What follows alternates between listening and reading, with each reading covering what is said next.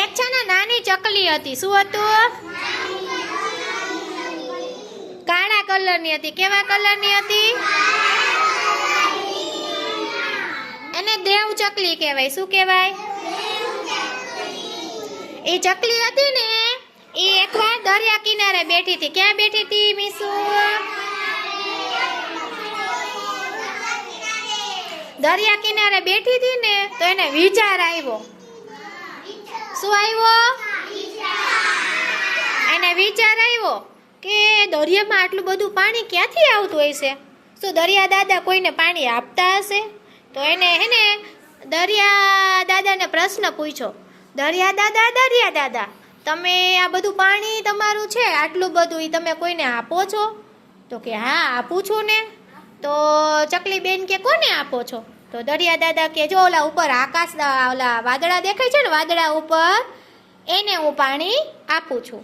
સુરત દાદા છે આટલી બધી ગરમી કરે કેટલી બધી પછી પાણી છે એ વરાળ બને હવે ધુવાણો બને ને બધું ક્યાં જાય? આકાશમાં વાદળા પાસે.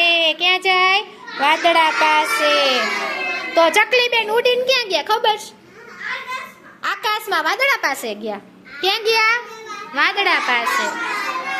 તો વાદળાને પૂછ્યું, વાદળાભાઈ શું તમારામાં પાણી છે?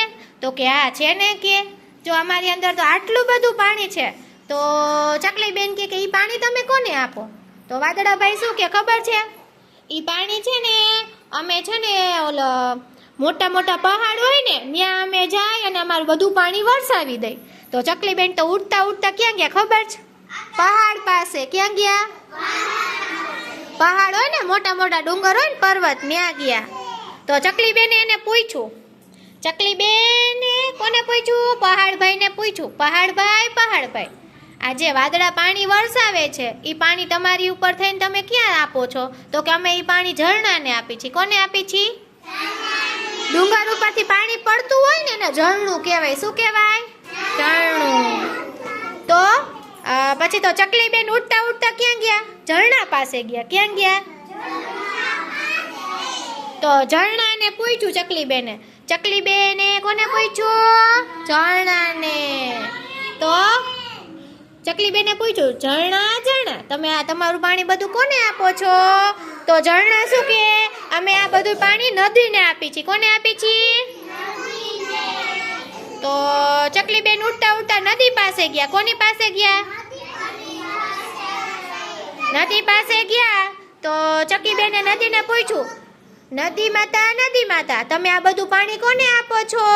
તો નદી માતા કે અમે આ બધું પાણી દરિયામાં આપીએ છીએ. ક્યાં આપીએ છીએ? ક્યાં આપીએ છીએ? તો ચકલી બેનને મજા આવી ગઈ. હવે સાંભળજો ચકલી બેન શું બોલે છે. દરિયામાંથી વાદળામાં બોલો. દરિયામાંથી વાદળામાં, વાદળામાંથી પહાડો પર બોલો. પહાડ પરથી ઝરણામાં, ઝરણાનું પાણી નદીમાં,